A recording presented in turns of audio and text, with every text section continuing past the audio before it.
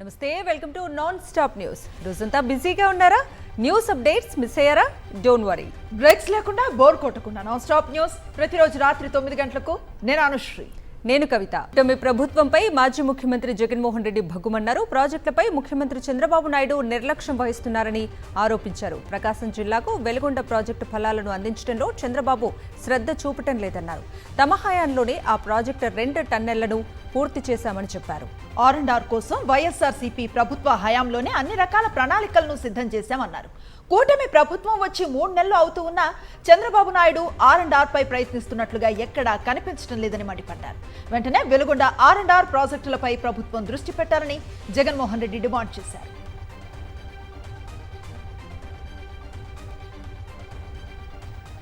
AP fibre net మాజీ MD Madhusudan రెడ్డిపై కూటమి ప్రభుత్వం కక్ష సాధింపు చర్యలకు దిగింది. డెప్యూటేషన్ పై ఉన్న మధుసూదన్ ను సస్పెండ్ చేస్తూ ఉత్తర్వులు జారీ చేసింది ప్రభుత్వం. గత ప్రభుత్వంలో చంద్రబాబు, లోకేష్లపై ఫైబర్ నెట్ స్కామ్ కేసులు నమోదయ్యాయి. దీంతో ఫైబర్ నెట్ స్కామ్ కేసుల విచారణకు మధుసూదన్ రెడ్డి సహకరించారని కక్ష కట్టింది చంద్రబాబు ప్రభుత్వం. కూటమి అధికారంలోకి రాగానే ఫైబర్ నెట్ కార్యాలయం మూసివేయించింది.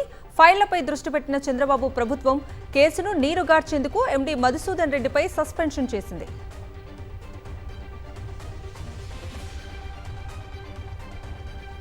ఏపీలో అరాచకాలు తప్ప మరేమీ జరగటం లేదన్నారు మాజీ MP Margani Bharat. Red book ప్రకారమే నడుచుకుంటున్నారని తెలిపారు. సూపర్ 6 అమలు చేయకుండా ఫైల్స్ పేరుతో ప్రజలను తప్పుదోవ పట్టిస్తున్నారని మండిపడ్డారు. రెడ్ బుక్లో మేము రాసుకుంటున్నాము, రెడ్ బుక్ ప్రకారంగానే మేము రాజ్యాంగం చేస్తామని చెప్పింది అలా చేస్తూ ఉన్నారు. దాన్ని వెంటనే ఇష్యూ డైవర్షన్ చేసే కార్యక్రమం మదనపల్లిలో డైరెక్ట్గా చంద్రన్న ఫైల్స్ ఒకటి ఈ మధ్య కొత్తగా తయారు చేశాడు చంద్రబాబు నాయుడు గారు. చంద్రన్న ఫైల్స్ అని మొదలుపెట్టాడు. అంటే ఏదో రకంగా సూపర్ 6 అనే హామీలు ఇచ్చారు వాళ్ళు. ఆ సూపర్ 6 హామీల్ని డైవర్ట్ చేయాలి ప్రజలకి అని చంద్రన్న ఫైల్ స్టార్ట్ చేశాడు. వైఎస్ఆర్సీపీ హయాంలో జరిగిన అభివృద్ధిని తాను చేసినట్లుగా చంద్రబాబు చూపిస్తున్నారని మాజీ మంత్రి గుడివాడ అమర్నాథ్ విమర్శించారు. చంద్రబాబు తన బ్రాండ్ వలన ఆ కంపెనీలు వచ్చినట్లుగా ప్రచారం చేస్తున్నారని ఆక్షేపించారు. ఏపీలో పారిశ్రామిక అభివృద్ధిపై వైఎస్ జగన్ ఎంతో కృషి చేశారని చెప్పారు. తాము భూములు కేటాయించిన అనేక పరిశ్రమలకు ఇప్పుడు శంకుస్థాపనలు చేసి గొప్పలు చెప్పుకుంటున్నారని మండిపడ్డారు. అనేక రకాలైనటువంటి పెద్ద పెద్ద సంస్థలతో వారితో చర్చలు జరిపి ఇన్ఫ్యాక్ట్ 2023 మార్చి 3, 4 తారీఖుల్లో విశాఖపట్నం వేదికగా గ్లోబల్ ఇన్వెస్టర్స్ సమిట్ నిర్వహించి దాదాపు 386 పైచీలకు MOUs చేసుకొని కొన్ని పరిశ్రమలకు సంబంధించినటువంటి ల్యాండ్ అలాట్మెంట్స్ కానీ వారితో చేసుకున్నటువంటి అగ్రిమెంట్స్ ప్రకారం వారికి కావాల్సినటువంటి ఫెసిలిటేషన్ కానీ రాష్ట్ర ప్రభుత్వంతో చేసినటువంటి సందర్భాలు కానీ ఈరోజు కొన్ని భూమి పూజలు జరిగినా కొన్ని ప్రారంభోత్సవాలు జరిగినటువంటి దాంట్లో కూడా గతంలో జరిగినటువంటి గ్లోబల్ ఇన్వెస్టర్స్ సమిట్లో జరిగినటువంటి MOUsకి ఇవన్నీ కూడా ఒక సాక్ష్యాలుగా ఈరోజు నిలబడతా ఉన్నాయనేటువంటి విషయాన్ని కూడా ఈ సందర్భంగా తెలియజేస్తా ఉన్నాం. ప్రజలకు మంచి చేద్దామనుకునే నాయకుడు చంద్రబాబు కాదని బయటకు 4 మంచి మాటలు చెప్పినా ఆయనది కసాయి మనస్తత్వం అని మండిపడ్డారు మాజీ మంత్రి దాడిశెట్టి రాజా. కాకినాడ జిల్లా తునిలో వైఎస్ఆర్సీపీ కార్యాలయాన్ని ఆయన ప్రారంభించారు. కూటమి ప్రభుత్వానికి 1 ఏడాది సమయం ఇచ్చి హామీలు అమలు ఎందుకు చేయరు అని ప్రశ్నిస్తామని చెప్పారు దాడిశెట్టి రాజా. వాళ్ళు ఏదో చేస్తారని చెప్పేసి ప్రజలు వాళ్ళకి ఓటు వేయడం జరిగింది. చూస్తూనే ఉన్నాం. 3వ నెల వస్తుంది. ప్రజెంట్ అయితే ఏమీ చేయలేదు. కానీ వాళ్ళకి కూడా కొంత సమయం ఇవ్వాల్సిన అవసరం ఉంది. 1 సంవత్సరం 2 సంవత్సరాలు చూసిన తర్వాత ఖచ్చితంగా మనం ప్రభుత్వం మీద ఎందుకు చేయరని చెప్పేసి ప్రశ్నించి పరిస్థితి తీసుకుంటాం. చేయిందాం కూడా దగ్గరుండి. ఎవరు పెన్షన్లు తీసేసినా అందరూ కలిసి పోరాడదాం. ఒంగోలు అసెంబ్లీ ఈవీఎంల చెక్ అండ్ వెరిఫికేషన్ ప్రక్రియ నిలిచిపోయింది. వెరిఫికేషన్ ప్రక్రియను వైఎస్ఆర్సీపీ అభ్యర్థి బాలినేని శ్రీనివాసరెడ్డి తరపు ప్రతినిధులు బాయ్కట్ చేశారు. సుప్రీంకోర్టు ఆదేశాల ప్రకారం ఈ ప్రక్రియ చేపట్టకపోవడంతో ఈ నిర్ణయం తీసుకున్నామని బాలినేని తరపు ప్రతినిధి లోకేశ్వర్ రెడ్డి తెలిపారు. ఎన్నికల కమిషన్ ఆదేశాల ప్రకారమే ఈవీఎం వెరిఫికేషన్ చేపడతామని ప్రకాశం జిల్లా కలెక్టర్ తమీం అన్సారియా తెలిపారు. వైఎస్ఆర్సీపీ ప్రతినిధుల డిమాండ్ను ఈసీకి పంపుతామన్నారు. మరోవైపు ఈవీఎంల వెరిఫికేషన్పై బాలినేని వేసిన రిట్ పిటిషన్ విచారణను హైకోర్టు రేపటికి వాయిదా వేసింది.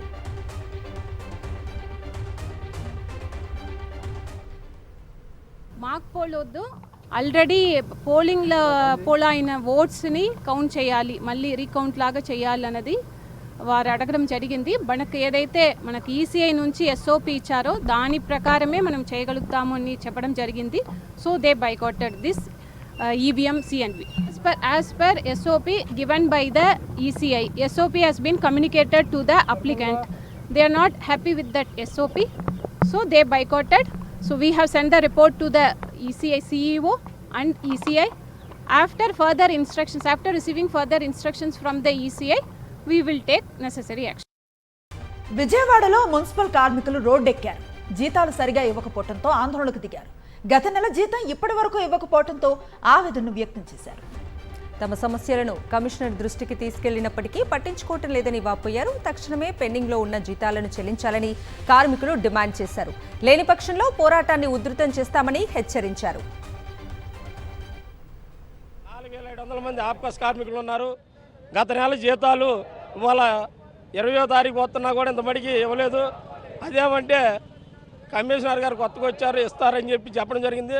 గత 2 పర్యాయాలు కమిషనర్ని కలిసాం, ఇదిగా అయిపోయింది అదిగా అయిపోయింది అన్నది చెప్పారు తప్ప ఇంతమటికి ఆ జీతాలు అన్నది ఇంతమటికి రాలేదు. అదేమంటే విజయవాడ సిటీలో మున్సిపల్ కార్మికులు చాలా పేదవాళ్ళు, ఇళ్లద్దులు కట్టపోతే ఇల్లు ఖాళీ చేసామని చెబుతున్నారు. మాకు ఈ జీతం తప్ప అర్రకొర్రగా ఏమి వచ్చే లాభసాటి ఏది లేదు. కాంగ్రెస్ అధికారంలోకి వచ్చాక చిన్నారుల వైద్యానికి పెద్దపీట వేస్తున్నారు ముఖ్యమంత్రి రేవంత్ రెడ్డి. వినికిడి సమస్యతో బాధపడుతున్న చిన్నారుల వైద్యానికి అవసరమైన సాయాన్ని వేగవంతం చేశారు. కోటిలోని ఈఎన్టీ ఆసుపత్రిలో చిన్నారులకు ఉచితంగా సర్జరీలు చేస్తున్నారు. ప్రభుత్వ సాయంతో సర్జరీ చేయించుకున్న చిన్నారులు రాఖీ సందర్భంగా సచివాలయంలో ముఖ్యమంత్రి రేవంత్ రెడ్డిని కలిశారు. రాఖీ కట్టి తమ అభిమానాన్ని చాటుకున్నారు. ఉచితంగా తమ పిల్లలకు సర్జరీ చేయించినందుకు తల్లిదండ్రులు రేవంత్ రెడ్డికి ధన్యవాదాలు తెలిపారు.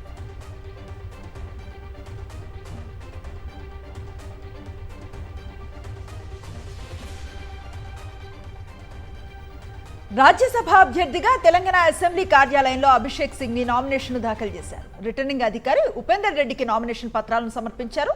మొత్తం 4 సెట్లను దాఖలు చేశారు. అభిషేక్ సింఘ్వి నామినేషన్ను సీఎం రేవంత్ రెడ్డితో పాటు తెలంగాణ కాంగ్రెస్ ఇన్ఛార్జ్ మున్షి, మంత్రులు, ఎమ్మెల్యేలు హాజరయ్యారు.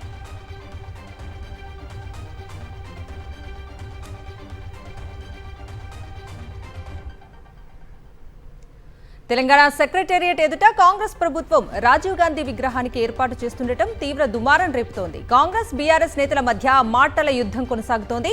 మాజీ మంత్రి కేటీఆర్ సంచలన వ్యాఖ్యలు చేశారు. 4 ఏళ్లలో తెలంగాణలో తిరిగి అధికారంలోకి వస్తామన్నారు.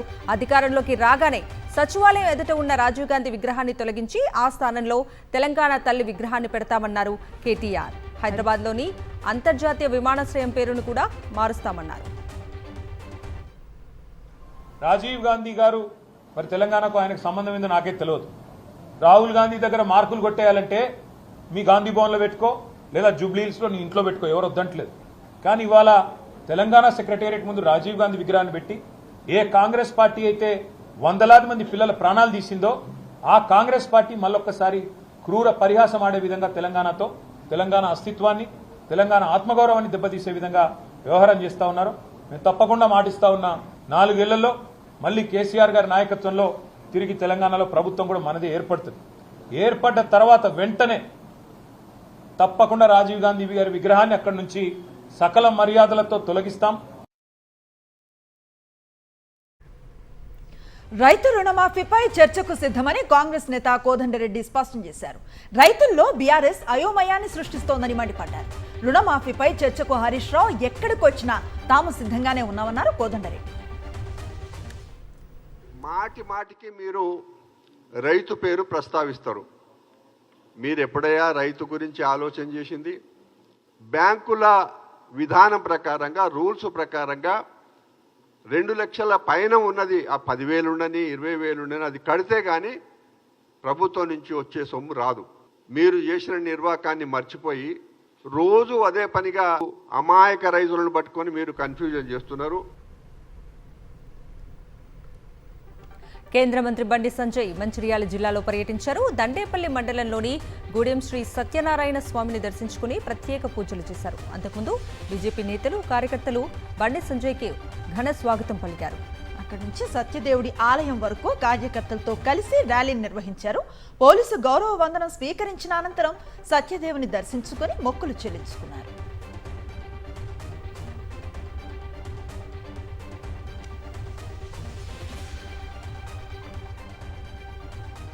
గంటన్నర పాటు ఆగకుండా కురిసిన వర్షానికి హైదరాబాద్ అతలాకుతలమైంది. మధ్యాహ్నం కుండపోతగా వర్షం కురిసింది.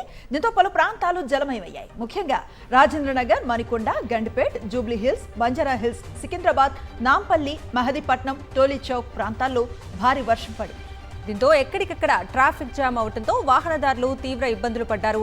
పలు చోట్ల రోడ్లపై నడుము లోతు నీళ్లు నిలిచిపోవడంతో ద్విచక్ర వాహనాలు మొరాయించాయి. ఆఫీసుల నుంచి ఇంటికి వెళ్లే సమయం కావడంతో వాహనాలన్నీ ఒకేసారి రోడ్డుపైకి వచ్చాయి. దీంతో ట్రాఫిక్ జామ్ అయింది. హైదరాబాద్లో వర్షం పడటంతో ఒక్కసారిగా వాతావరణం మారిపోయింది. మధ్యాహ్నం వరకు తీవ్రంగా ఎండ కాసింది. ఉక్కపోతతో జనం ఉక్కిరిబిక్కిరయ్యారు. అంతలోనే భారీ వర్షం కమ్ముకొచ్చింది. తొలుత చిరుజల్లులు మొదలయ్యాయి. ఆకాశానికి చిల్లు పడిందా అన్నట్లుగా భారీ వర్షం కురిసింది. రోడ్లపై ఉన్నవాళ్లు ఎక్కడైనా తలదాచుకుందామా అనుకునే లోపు పూర్తిగా తడిచిపోయారు. దీనికి తోడు ఓవైపు ట్రాఫిక్ జామ్, రోడ్లపై భారీగా నిలిచిపోయిన నీళ్లతో ప్రత్యక్షంగా నరకం చూసినంత పనైంది.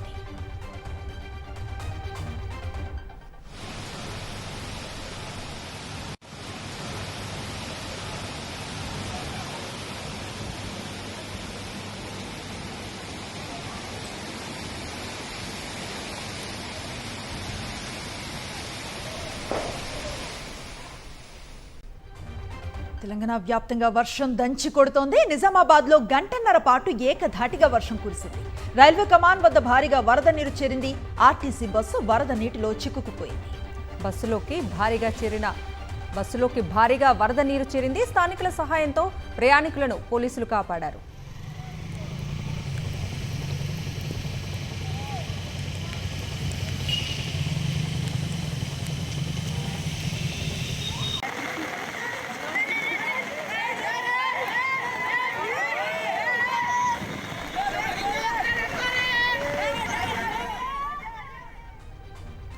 కర్నూలు జిల్లా హలహర్వి మండలం గొల్యంలో భారీ వర్షం కురిసింది. మండలంలో పలుచోట్ల వాగులు, వంకలు పొంగి పొర్లుతున్నాయి. హలహర్వి, గొల్యం మధ్య రాకపోకలు నిలిచిపోయాయి. గొల్యంలో గాది లింగేశ్వర దేవాలయం దగ్గరకు భారీ వరద చేరుకుంది.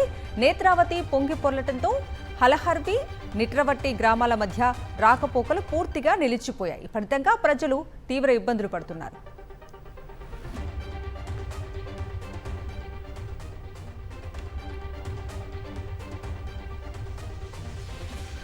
విశాఖ శిశు విక్రయాల కేసులో సంచలన విషయాలు వెలుగులోకి వచ్చాయి. అంతర్రాష్ట్ర ముఠా ఉన్నట్లుగా గుర్తించారు విశాఖ పోలీసులు. 6 చిన్నారులను రక్షించినట్లుగా విశాఖ సిపి శంఖభ్రత బాగ్చి తెలిపారు. ఆంధ్ర, తెలంగాణ, ఒడిశా, ఢిల్లీలో ఈ ముఠా ఉన్నట్లుగా గుర్తించామన్నారు. 17 మంది నిందితులను అరెస్ట్ చేశామన్నారు. సరైన రక్షణ చర్యలు తీసుకుని 80 ఆసుపత్రులకు నోటీసులు ఇచ్చినట్లు తెలిపారు ఆయన.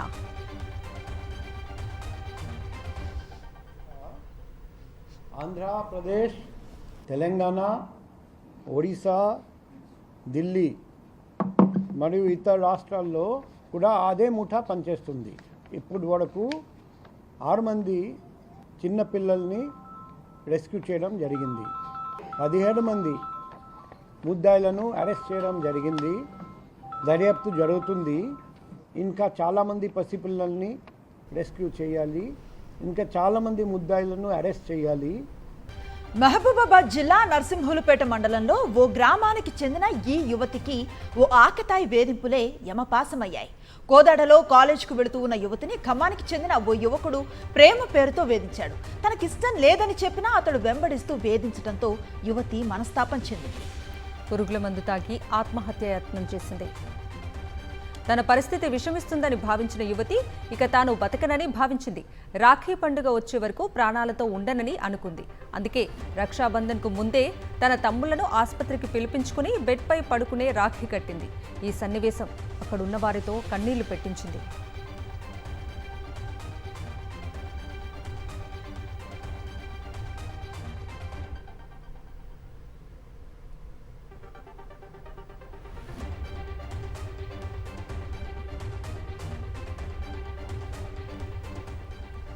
అన్నా చెల్లెళ్ల బంధానికి ప్రతీక రాఖీ పండుగ.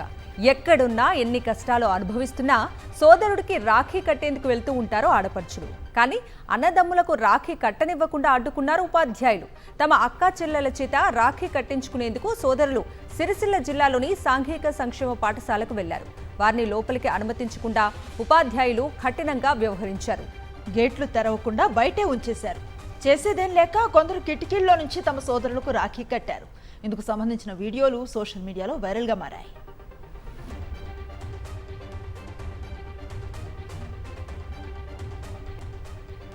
తిరుమలలో పౌర్ణమి గరుడ సేవ వైభవంగా జరుగుతోంది. తిరువీధుల్లో గరుడ వాహనంపై స్వామివారు విహరిస్తున్నారు. ఈ గరుడ సేవలో భక్తులు అధిక సంఖ్యలో పాల్గొన్నారు. స్వామివారికి కర్పూర నీరాజనాలు పట్టారు.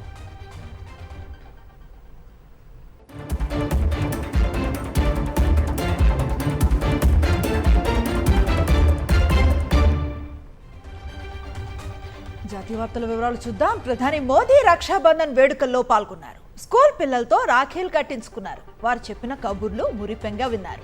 దేశ ప్రజలకు రక్షాబంధన్ శుభాకాంక్షలు తెలియజేసిన ప్రధాని మోదీ అన్నా చెల్లెళ్ల మధ్య అపారమైన ప్రేమానురాగాలకు ఈ పండుగ ప్రతీక అన్నారు.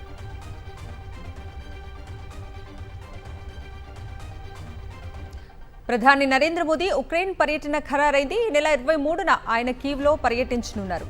ఉక్రెయిన్ అధ్యక్షుడు జెలెన్స్కీతో భేటీ కానున్నారు. గడిచిన 30 ఏళ్లలో ఒక భారత ప్రధాని ఉక్రెయిన్లో పర్యటించడం ఇదే తొలిసారి.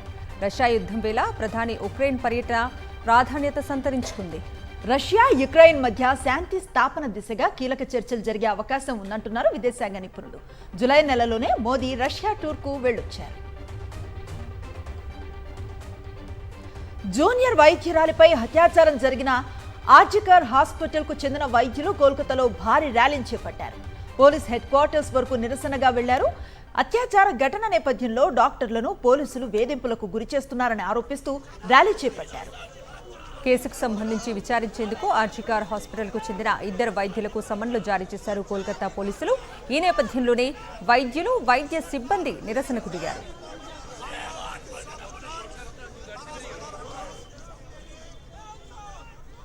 కోల్కతాలో జూనియర్ డాక్టర్ అత్యాచార ఘటనపై దేశవ్యాప్తంగా ఆందోళనలు కొనసాగుతున్నాయి. బాధితురాలకు న్యాయం చేయాలంటూ నిరసనలు వెల్లువెత్తుతున్నాయి. ఢిల్లీలోని కేంద్ర ఆరోగ్య శాఖ ప్రధాన కార్యాలయాన్ని ముట్టడించారు వైద్య సిబ్బంది. డాక్టర్ల భద్రతకు ప్రత్యేక చట్టం తీసుకురావాలని డిమాండ్ చేశారు.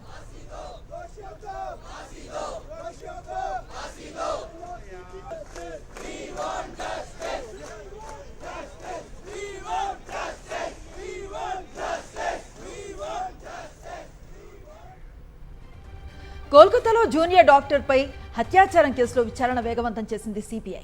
నిందితుడు సంజయ్ రాయ్కు లై డిటెక్టర్ టెస్ట్ నిర్వహించేందుకు కోర్టు అనుమతిని తీసుకుంది. నిన్న నిపుణుల పర్యవేక్షణలో అతన్ని సైకలాజికల్ టెస్ట్ నిర్వహించారు దర్యాప్తు అధికారులు. తాజాగా పాలిగ్రాఫ్ పరీక్షకు అనుమతిని తీసుకున్నారు. రేపు వైద్యుల సమక్షంలో పాలిగ్రాఫ్ టెస్ట్ నిర్వహించనున్నారు.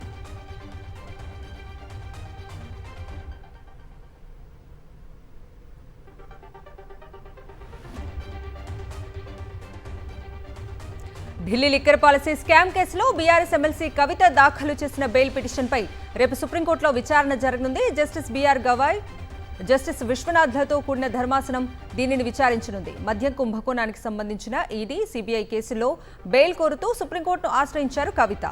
ఈ నెల 12న దీనిపై సుప్రీంలో విచారణ జరిగింది.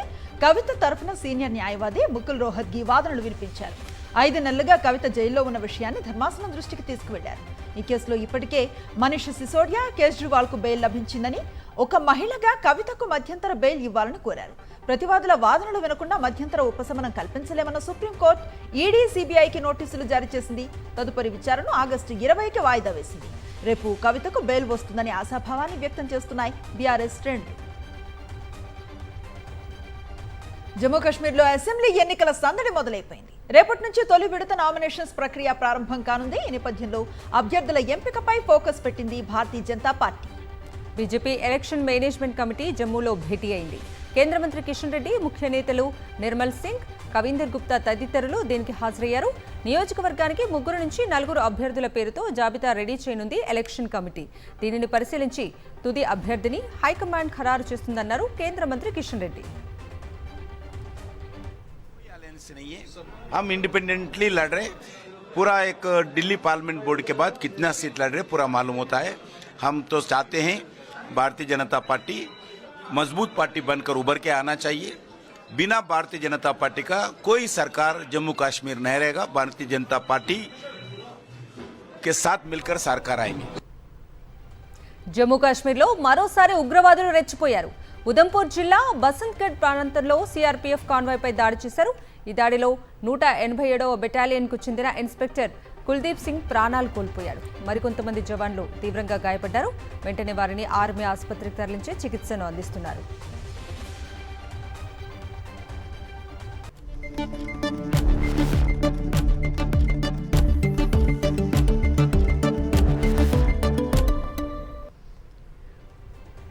బంగారం ధరల విషయానికి వద్దాం. హైదరాబాద్లో 24 క్యారెట్ల 10 గ్రాముల బంగారం ధర 72,770 రూపాయలుగా ఉంది. 22 క్యారెట్ల 10 గ్రాముల బంగారం ధర 66,700 రూపాయలుగా ఉంది. విజయవాడలోనూ ఇవే ధరలు కొనసాగుతున్నాయి. ఢిల్లీలో 24 క్యారెట్ల 10 గ్రాముల పసిడి ధర 72,920 రూపాయలుగా ఉంది. ముంబైలో 72,770 రూపాయలు ఉండగా చెన్నైలోనూ అదే ధర పలికింది.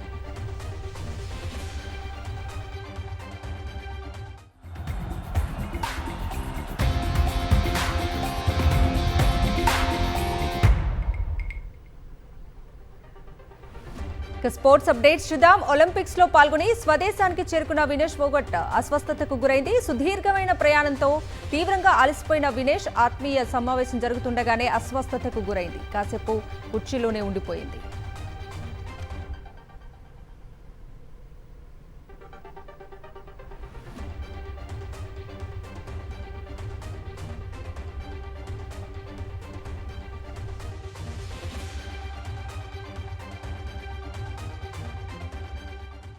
ఇవి నాన్ స్టాప్ న్యూస్ అప్డేట్స్.